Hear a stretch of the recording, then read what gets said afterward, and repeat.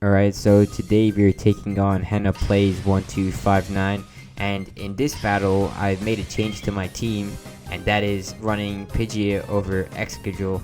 I mean Sableye, my bad, because Sableye kind of got boring after a while, so I figured I might as well make a change, just get a new experience, something fresh.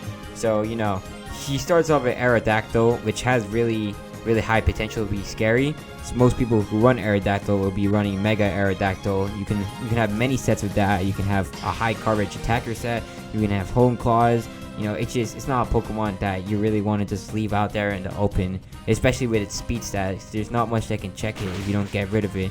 So she switches out because it looks like she doesn't have anything good against Escadrill and goes into Rotom. But the good thing about Escadrill is that it has Mode Breaker, so Levitate is basically nullified, and I don't think she was aware of that. So I was able to get off that Earthquake and remove it from the game. And normally Rotom has really high potential to be scary, so dispatching it was really good for my team. And she goes into Blaziken. Now most people who have a competitive Blaziken are going to be running Speed Boost, so I was really tempted to attack, but I decided that I'm going to switch into Melodic, predicting the Protect, and also because it's just the safest play. So even if she doesn't go for Protect, it's not gonna cost me that much because Melodic is made to tank types of physical hits like that. So she goes for the Protect as expected. She gets the Speed Boost, and I go for the Scald. So surprisingly, she actually goes for the attack here. I don't know if she was expecting it to do more, but or maybe she was trying to make a prediction, and Blaziken is removed from the game. Normally, Blazikens run Flare Blitz, Brave Bird, I think High Jump Kick. I don't know if it learns Close Combat, but normally a bit more stronger of a fighting type stab move. So if you went out of the way to get a hidden ability Blaziken, I don't really get why you're running Brick Break. Maybe there's a reason behind it. Maybe she was just making a read. I don't know. That's just something that I will probably not be able to figure out. So she goes into Tyrantrum. And Tyrantrum I've ran many times in Pokemon Showdown. With Rockhead, it has a really high damage output because of Head Smash, and you can just get 150 base power Rock type Head Smash. If you get one Dragon Dance off, it's normally enough to do crazy damage, if not even sweep teams, unless the opponent has a good check.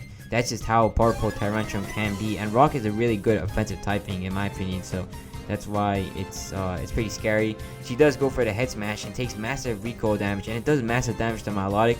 I was tempted to stay in, but I decided it was not worth sacking Melodic in this game, so I went into Tangrowth, and she goes for the Dragon Claw. I guess she was trying not to remove Tyrantrum from the recoil, but because Tangrowth has that Rocky Helmet, which is always great, I'm able to remove the Tyrantrum from the game. She goes into Corviknight, and normally you would think you would switch out here because it's a Flying and Steel type, but I like to stay in because Tangrowth can really just take types of hits like this, and with Regenerator I really don't get costed that much from staying in, so I'm actually able to get the Sleep Powder because I guess she predicted me switching out.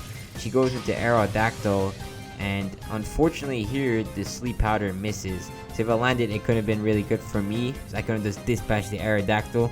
It really does not want to stay into Giga Drains, even from fairly or moderately weak attacker like Tangrowth. So it's still fine because we have Escadrill that has its Sash, and I would say Melodic is still in the game, but actually it is in really low HP, and because it cannot outspeed Aerodactyl, it's basically immobile in this type of matchup until I get it healed up again.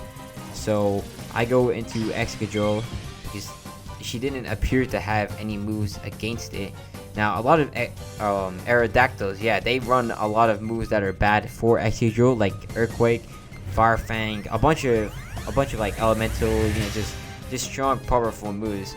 But she might have been running a different set, like I said earlier. So she goes for the Aerial Ace. It looks like it might just be Aerial Ace, Stone Edge, Home Claws, Roost. Who knows?